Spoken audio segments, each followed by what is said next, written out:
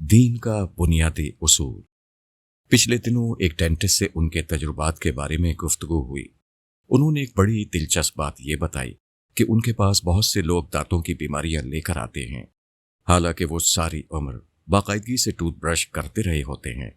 इसका सबब यह है कि ऐसे लोग अपने दांतों को ब्रश तो करते हैं मगर दुरुस्त तरीके से नहीं करते।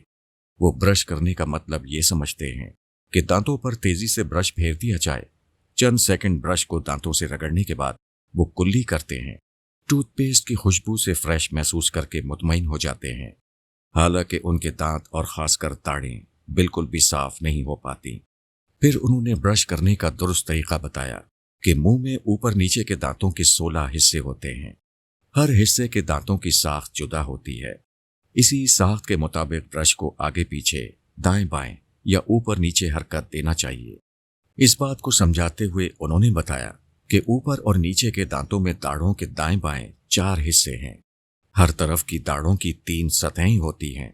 दाढ़ के आगे और पीछे की हमवार सतह और ऊपर की वो नोकीली सतह जिससे हम निवाला चबाते हैं। यूं कुल मिलाकर इन 12 जगहों पर ब्रश होना चाहिए। यहां ब्रश करने का तरीका यह है कि आगे और पीछे की सतह पर इस तरह ब्रश करना चाहिए कि जड़ से ऊपर की तरफ ब्रश जाए, ताकि जड़ों और रेखों में लगे जर्रात निकल जाए। जबकि ऊपर की सतह पर ब्रश दाएं बाएं फेरना चाहिए ताकि ऊपर लगे जर्रात निकल जाए।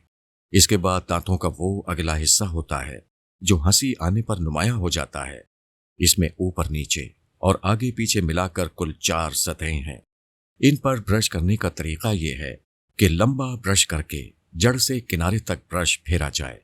हर सतह पर ब्रश को 15 से 20 दफा फेरने से वो हिस्सा जर्रात से आमतौर पर साफ हो जाता है, जिसके बाद न दांतों में कभी दर्द होगा, न कीड़ा लगेगा, न मुंह से बदबू आएगी और न दांतों की पीलाहट का मसला ही पैदा होगा तो इसकी वजह कुछ और होगी।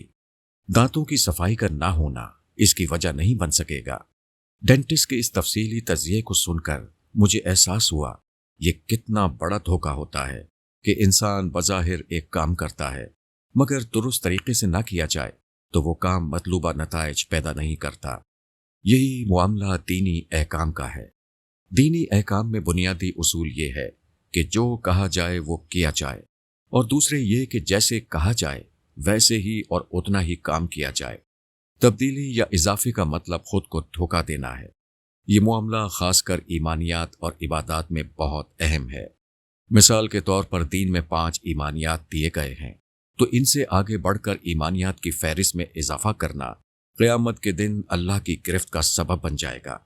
इबादात में नमाज, ज़कात व सदका, फितरा, रोज़ा व एतकाफ, हज व उम्रा और कुर्बानी को मशरू किया गया है। इनसे बढ़कर अपनी तरफ से मजीद इबादात का इजाफा करना या इन इबादात को सुन्नत तरीके से हटकर इख्तियार करना एक दफ़ा फिर रोज़े क़यामत जवाबदेही का सबब बनेगा। कुरान मजीद और हुजूर सल्लल्लाहु अलैहि वसल्लम के इरशादात बिल्कुल वाज़ेह हैं कि दीन में इजाफा करना या तब्दीली करना एक बहुत बड़ा जुर्म है। ये अल्लाह ताला पर बहतान लगाने का अमल है, जिसे कुरान मजीद ने शिर्क और आयात इलाही की तकज़ीब जैसे संगीन जराइम के साथ बयान किया है। बदकिस्मती ये है कि लोग बहुत नेक नियति के साथ दीन में इजाफे और तब्दीली करते हैं और ये भूल जाते हैं कि ईमानियात और इबादात में इज्तिहाद नहीं हो सकता। यही दीन का बुनियादी उसूल है।